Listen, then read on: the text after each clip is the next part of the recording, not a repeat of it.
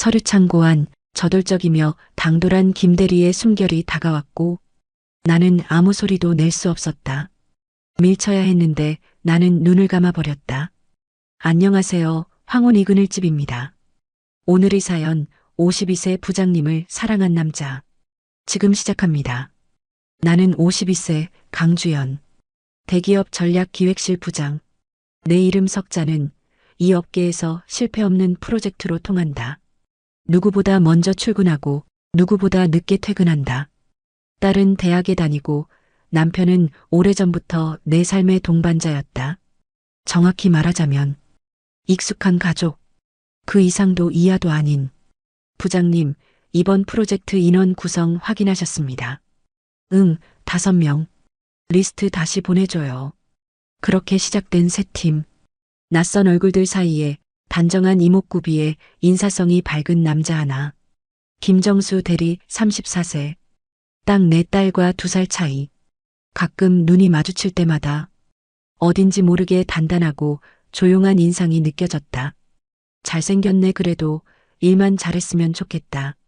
그게 솔직한 내 첫인상이었다. 팀을 꾸리고 첫 회식 날. 분위기는 꽤 괜찮았다. 나는 늘 그랬듯 이 차는 젊은 팀원들에게 맡기고 법인카드를 건넸다. 가서 더 즐기고 들어가요. 부장님, 택시 잡아드릴게요. 제가 다녀오겠습니다. 김대리가 그렇게 말했을 때 솔직히 조금 놀랐다. 요즘 애들답지 않게 사근사근하고 예의도 있었다. 그래요, 고마워요, 김대리.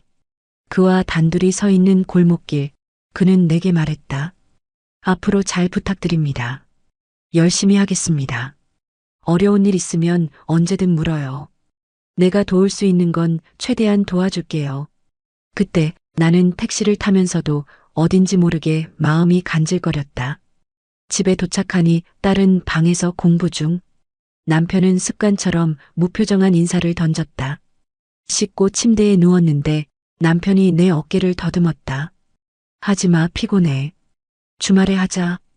남편은 불만스런 숨소리를 내며 등을 돌렸고 나는 작게 말했다. 미안해요. 진짜 오늘은 너무 힘들었어. 눈을 감으려는데 어디선가 김대리의 얼굴이 떠올랐다. 말끔한 정장 차림, 따뜻한 눈빛, 그리고 그가 배웅해주던 그 짧은 순간의 공기. 흥미롭네, 내가 지금 이 나이의 주책이지.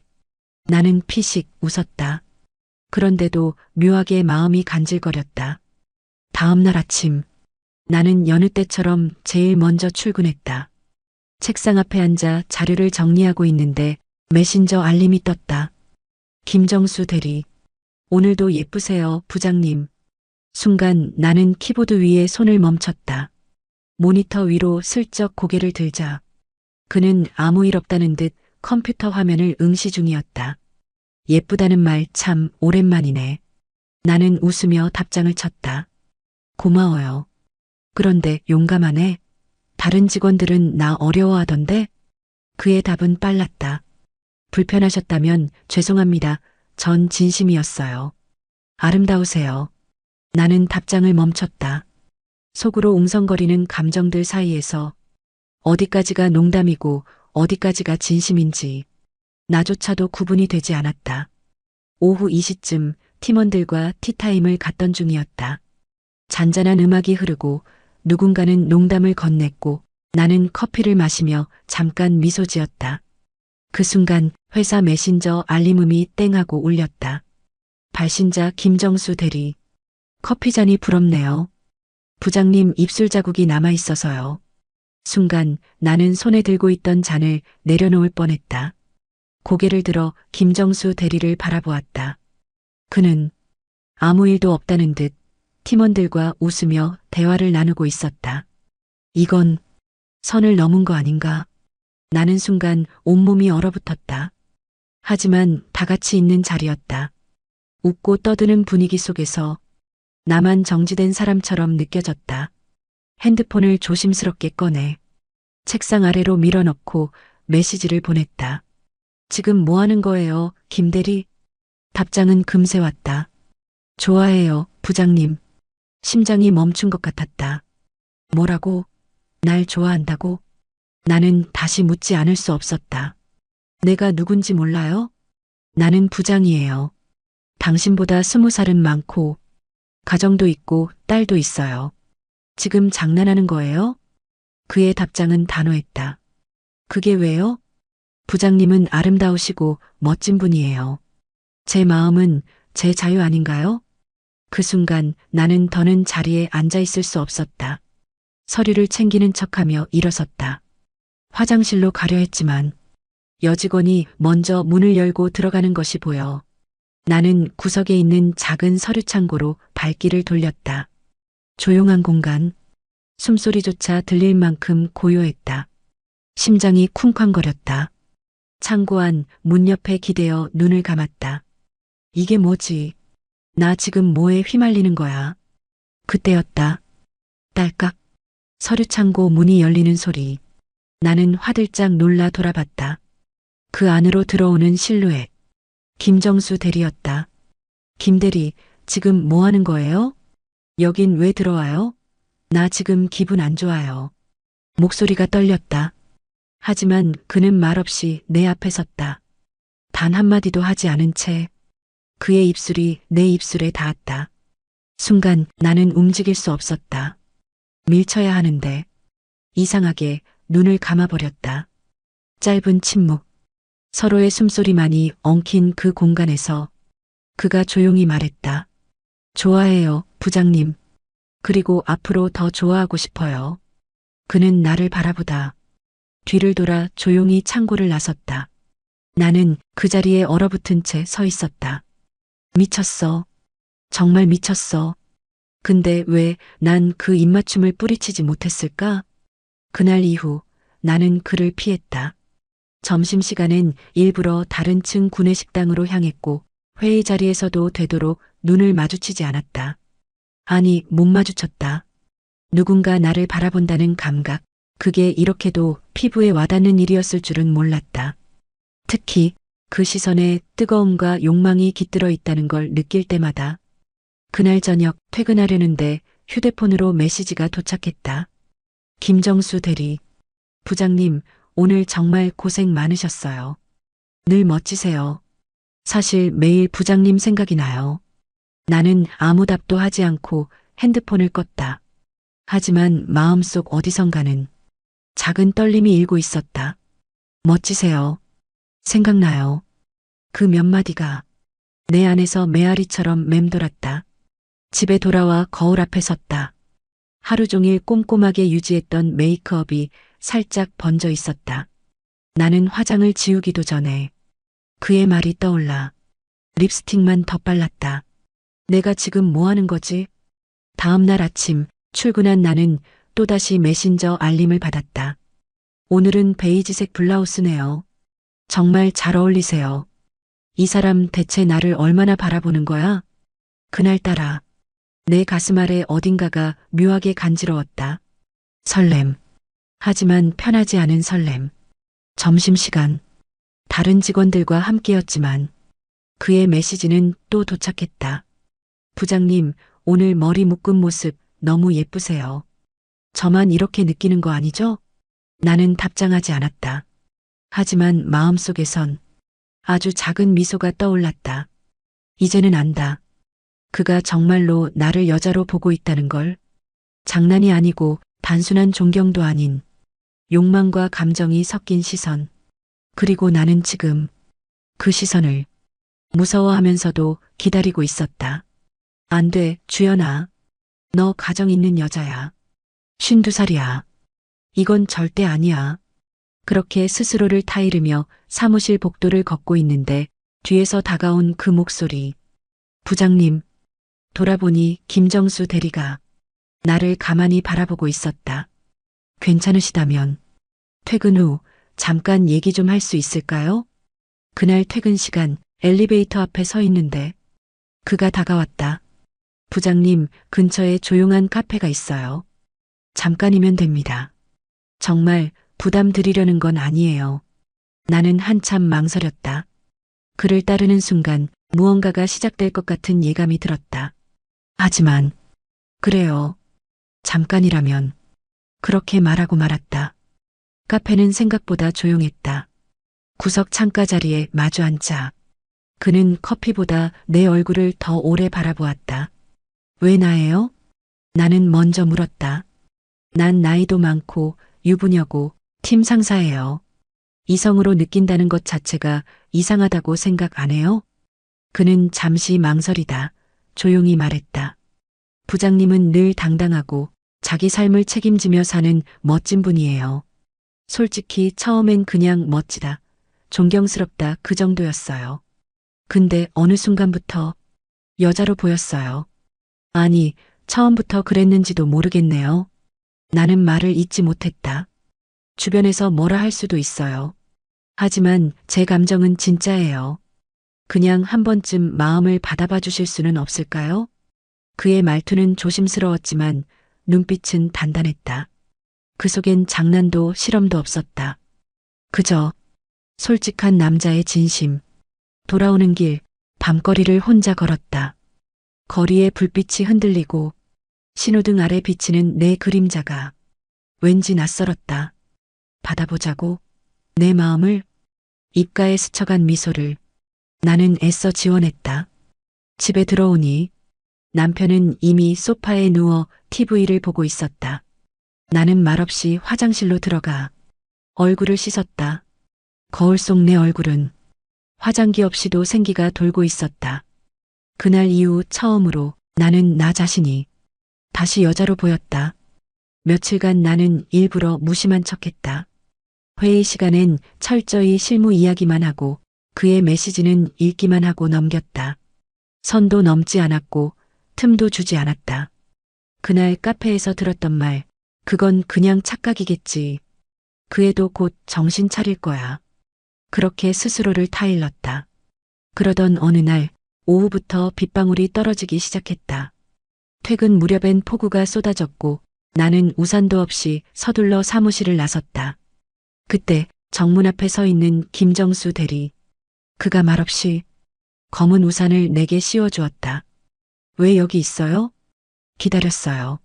부장님 오늘 우산 안 들고 오셨길래 혹시라도 적고 가실까봐. 나는 잠시 말을 잃었다. 같이 가시죠. 근처에 조용한 레스토랑 예약해뒀어요. 식사하실 줄 알았거든요. 내가 왜 당신과 식사를 해요? 내 말은 분명 차가웠다. 하지만 발걸음은 그 우산 아래로 들어서 있었다. 식당은 조용했고 창밖엔 빗물이 흐르고 있었다. 그는 말없이 내 앞에 따뜻한 와인을 따라주었다. 부장님, 제가 부장님을 좋아하는 건 나이도 지위도 아무 상관없어요. 그냥 부장님 그 자체가 좋아요. 나는 한 모금 마셨다. 와인이 아니라 그 눈빛이 취하게 만들고 있었다. 김대리, 이건 잘못된 감정이에요. 내가 흔들린다 해도 결국은 당신이 다칠 거예요. 그는 웃었다. 다치더라도 그게 부장님 때문이라면 전 받아들일 수 있어요. 돌아오는 길, 그는 내 집 앞 골목까지 조용히 걸어줬다. 그리고 아주 조용히 말했다. 오늘 밤 부장님 생각 멈출 수 있을까요? 집에 들어오자마자 나는 샤워를 했다. 거울 앞에서 물을 닦아내다 문득 우산 속 그 눈빛이 떠올랐다. 침대로 돌아가려다 나도 모르게 휴대폰을 집었다. 김정수 대리에게 전송. 오늘 고마웠어요. 금요일 밤 회사엔 이미 불이 거의 꺼져 있었다. 나는 이번 프로젝트 보고서 수정 때문에 혼자 남아 있었고 그 조용한 사무실이 꽤 익숙한 내 공간처럼 느껴졌다. 그런데 복도 끝에서 들려오는 발소리. 낯익은 그림자. 김정수 대리였다. 아직 안 가셨어요, 부장님? 응, 마감 자료가 좀 늦게 와서 정리 중이에요. 근데 김 대리는 왜? 그는 잠시 망설이다 말했다. 부장님 계실 것 같아서 일부러 왔어요. 그 말에 나는 눈을 피할 수밖에 없었다. 묘하게 간질거리는 공기. 우리 둘 사이에 놓인 몇 걸음의 거리. 자료 정리 다 되면 도와드릴게요. 그는 조용히 내 옆자리에 앉았다. 나는 괜히 키보드를 두드리며 머릿속을 정리하려 애썼다. 부장님, 그가 불쑥 말했다. 저 요즘 진심으로 부장님을 생각해요. 혼자서라도 좋아해보자 했는데 이제는 그냥 혼자인 게 더 외롭기만 해요. 그 말에 내 손끝이 떨렸다. 그만하자, 김대리. 이런 건 나한테도 당신한테도 안 좋아. 그는 고개를 끄덕였다. 하지만 자리를 일어서진 않았다. 부장님도 한 번이라도 저 때문에 흔들린 적 있나요? 그 질문에 나는 아무 말도 하지 못했다. 그게 곧 대답이었다. 정저? 그가 조용히 일어섰다. 그럼 저 먼저 가보겠습니다. 그가 문 앞에 다다랐을 때 나는 그를 불렀다. 정수 씨. 그는 멈췄고 천천히 돌아봤다. 왜 하필 나예요? 그냥요. 누군가에게 처음으로 나 자체로 느껴졌던 사람이 부장님이었어요. 그 말은 문득 가슴 깊은 곳에서 묻혀있던 여자라는 감각을 불러냈다. 그가 돌아간 사무실. 나는 혼자 앉아 그의 이름이 떠오르는 메시지 창을 바라보다 결국 손끝으로 단 한 문장을 눌렀다. 혹시 아직 근처에 있어요? 혹시 아직 근처에 있어요? 메시지를 보내고 난 후 잠깐의 망설임이 길게 느껴졌다. 하지만 1분도 채 지나지 않아 답장이 왔다. 회사 앞입니다. 돌아가려던 참이었어요. 심장이 쿵 하고 울렸다. 나는 자리에서 천천히 일어났다. 엘리베이터를 내려와 현관 앞 자동문이 열렸을 때 비 내린 밤 공기 속 우산을 들고 서 있던 그가 보였다. 김정수. 그는 나를 보자마자 말없이 우산을 내게 씌웠다. 이 시간에 다시 부른 거 미안해요. 괜찮아요. 사실 기다렸던 것 같아요. 부장님이 날 불러줄 그 순간을. 그 말에 나는 시선을 피했다. 하지만 피한 시선 끝에도 그의 눈빛이 어른거렸다. 우리 잠깐만 걸을까요? 회사 인근 작은 공원이 있었다. 사람 하나 없는 산책로, 빛나는 가로등 아래 빗방울은 잦아들고 있었다. 사실 나도 혼란스러워요. 내가 먼저 말했다. 당신을 남자로 보고 싶지 않았어요. 그럴 이유도 없고 그러면 안 되는 거니까. 정수는 아무 말도 하지 않았다. 그저 내 걸음에 보조를 맞추고 조용히 기다렸다. 근데 자꾸 궁금해요. 당신이 나를 왜 좋아하는지, 이 감정이 진짜인지, 그리고 내가 정말 그걸 받아들여도 되는지. 정수가 걸음을 멈췄다. 지금 이 순간 부장님이 내 옆에 있는 것만으로도 전 이미 너무 좋습니다. 그리고 이건 감정이에요. 이해받으려고 한 것도 아니고 얻어내려고 하는 것도 아니에요. 그냥 그 사람의 온도를 느끼고 싶은 거죠. 그는 우산을 조심스레 내려놓고 아주 천천히 다가왔다. 주연 씨. 그가 처음으로 내 이름을 부드럽게 불렀다. 오늘만 이 감정 허락해 주시겠어요? 나는 대답하지 않았다. 대신 눈을 감았다. 그리고 그의 입술이 천천히 내 입술에 닿았다. 돌이킬 수 없는 밤. 그 밤은 죄책감보다 설렘과 따뜻함이 먼저였다. 나는 정말 오랜만에 누군가에게 여자로 존재했다. 그날 밤 이후 나는 아무 일도 없었다는 듯 회사로 출근했다. 외모도 평소처럼, 메이크업도 단정하게, 일도 완벽하게. 하지만 나는 완전히 달라져 있었다. 김정수와 눈이 마주쳤을 때 나는 잠시 시선을 피했다. 그는 여전히 예의 바르게 인사했지만 그 눈빛엔 우린 알고 있다는 확신이 담겨 있었다. 그날 밤 그가 내 이름을 부르던 목소리, 숨결, 체온. 아직도 생생했다. 부장님, 이 자료 같이 검토하시죠. 그가 말하며 다가왔을 때 나는 너무 자연스럽게 그 옆에 앉아 있었다. 한 장씩 넘겨보며 대화를 나누다 그의 손등이 내 손에 닿았고 그 짧은 접촉에 숨이 잠깐 멎었다. 돌아갈 수 없는 거리. 이젠 난다. 우린 이미 선을 넘었다. 점심시간 그가 메신저를 보냈다. 오늘 밤 잠깐만 봐도 될까요? 나는 대답을 하지 않았다. 하지만 퇴근할 때쯤 내가 먼저 그의 자리 앞에서 멈췄다. 근처 카페 괜찮아요? 그는 고개를 끄덕였다. 그날 밤 창가 쪽 조용한 자리에서 우리는 말없이 커피를 마셨다. 부장님, 아니 주연 씨. 오늘따라 표정이 좀 다르세요. 어떻게 다른데요? 지금 조금 더 여자 같아요. 나는 웃었다. 나 여자 맞는데요. 그는 그 말을 듣고 잠시 아무 말도 하지 않더니 내 손을 조용히 잡았다. 사무실 안에선 절대 할 수 없는 행동. 하지만 이 순간만큼은 그 어떤 규칙도 잊고 싶었다. 당신이 날 어떻게 보는지 알아요. 근데 나한텐 가족이 있어요. 남편도 있고 딸도 있고 알아요. 그래서 기다릴게요. 당신이 어떤 결정을 하든 내 감정은 쉽게 사라지지 않을 거예요. 그의 말은 무거운 것도 가벼운 것도 아니었다. 다만 진심이었다. 나는 그날 밤 그의 손을 뿌리치지 않았다. 그날 이후 우리는 더 조심하게 행동했고 더 자연스럽게 스쳤다. 커피를 건네며 손끝이 닿고 복도에서 서로를 향한 시선이 아주 짧게 머물렀다 사라지는 걸 누구보다 잘 알았다. 비밀은 서로의 숨결에만 맴도는 것이었다. 그러던 어느 날 팀 회의가 끝나고 나는 잠시 휴게실에 들렀다. 자판기 앞에 서 있는데 뒤에서 익숙한 목소리가 들렸다. 김 대리, 요즘 부장님이랑 좀 친해 보이던데? 나는 순간 몸이 굳었다. 그 말은 농담처럼 가볍게 흘러나왔지만 그 뒤에 따라붙은 웃음소리 속엔 분명 확신이 담겨 있었다. 그날 오후 김정수는 메신저를 보냈다. 누군가 눈치챈 것 같아요.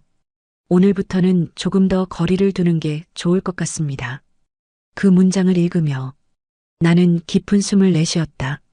이건 분명히 위험한 관계였다. 누군가 한마디만 던지면 모든 게 무너질 수 있는 그런 경계 위의 감정. 그날 밤 남편과 소파에 앉아 TV를 보고 있었지만 나는 내용도 화면도 보이지 않았다. 그의 어깨에 기대는 척 고개를 돌려봤지만 그 품은 낯설고 차가웠다. 나는 지금 뭘 하고 있는 걸까? 이건 일탈인가 사랑인가? 아니면 그저 오래 묵은 외로움의 착각인가? 다음 날 회의실에 들어서던 순간 문득 한 여직원과 눈이 마주쳤다. 그녀는 짧게 웃으며 말했다. 부장님, 오늘 화장 더 예쁘게 하셨네요. 김 대리님도 셔츠가 잘 어울리시고요. 그 말에 내 안에 있던 모든 방어선이 부서지는 소리가 들렸다. 그날은 평소보다 조금 늦게 퇴근했다. 팀원들과 자료 정리를 마친 뒤 마지막으로 회의실 문을 잠그고 나오는데 김정수가 복도 끝에서 기다리고 있었다. 잠깐 얘기 좀 할 수 있을까요? 나는 망설이다 고개를 끄덕였고 우리는 회사 근처에 있는 익숙한 작은 카페로 향했다. 부장님, 아니 주연 씨. 이대로 계속 가는 게 너무 힘들어요. 그의 눈빛은 지쳐 있었지만 여전히 나를 향해 있었다. 당신이 날 좋아한다고 했을 땐 그게 감정인지 흥미인지 헷갈렸어요. 하지만 지금은 나도 무서워요. 나는 조용히 말했다. 무서워요. 당신을 잃게 될까봐. 그날 밤 그는 처음으로 내 손을 잡지 않았고 나는 처음으로 그 손을 먼저 붙잡았다. 이건 분명 잘못이야. 그런데 왜 이렇게 따뜻하지? 다음 날 주말이라 집에 머물렀고 남편은 거실에서 TV를 보며 간단한 안주에 맥주를 마시고 있었다. 딸은 거실 옆방에서 책을 보다 말고 내 방으로 들어왔다. 엄마, 이거 엄마 책상에 있던 거야? 딸이 건넨 건 회사에서 받은 인쇄물 하나였다. 나는 순간 숨이 멎을 뻔했다. 그 종이 한 귀퉁이엔 김정수의 글씨체로 쓰인 짧은 메모가 남겨져 있었다. 주연 씨, 오늘도 정말 아름다우셨어요. 잠깐이라도 그 미소 봐서 다행이에요. 엄마, 이거 뭐야? 그냥 팀원이 써준 메모야. 농담 같은 거. 이거 엄마 이름 부른 거 좀 이상하지 않아? 딸은 고개를 갸웃했지만 더 묻진 않았다. 나는 애써 웃으며 말했다. 요즘 애들 좀 가볍게 쓰잖아. 신경 쓰지 마. 하지만 그날 밤 나는 그 메모를 손에 쥔 채 잠을 이루지 못했다. 이 감정은 이제 회사 밖, 집안, 딸의 손끝에까지 닿았다. 경계가 무너지고 있었다. 그날 이후 나는 김정수에게 조금 거리를 두었다. 메신저에 답도 줄였고 시선도 오래 마주치지 않았다. 하지만 그는 변하지 않았다. 퇴근길 엘리베이터 앞 복도 끝에서 여전히 나를 조용히 기다렸다. 주연 씨, 요즘 왜 피하세요? 나는 한숨을 내쉬며 말했다. 당신도 알잖아요. 이게 계속될 수 있는 일이 아니라는 거. 그는 웃지 않았다. 장난기 없던 눈빛으로 그저 담담하게 말했다. 저는 괜찮아요. 상처받을 각오도 기다릴 각오도 되어 있어요. 그런데 주연 씨는요? 당신 마음은 어떤데요?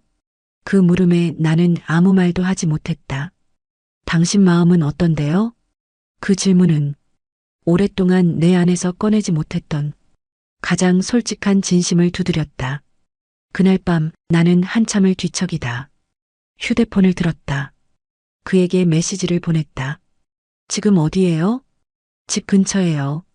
무슨 일 있으세요? 나 그냥 너무 조용한 게 무서워. 제가 갈게요. 20분쯤 지났을까? 그는 진짜로 우리 집 근처 아파트 단지 앞 벤치에 앉아 있었다. 그를 보자마자 나는 그 앞에 앉았다. 김정수 씨, 이건 감정이에요. 근데 이 감정이 어디로 갈지 나도 모르겠어요. 그래서 더 겁나요.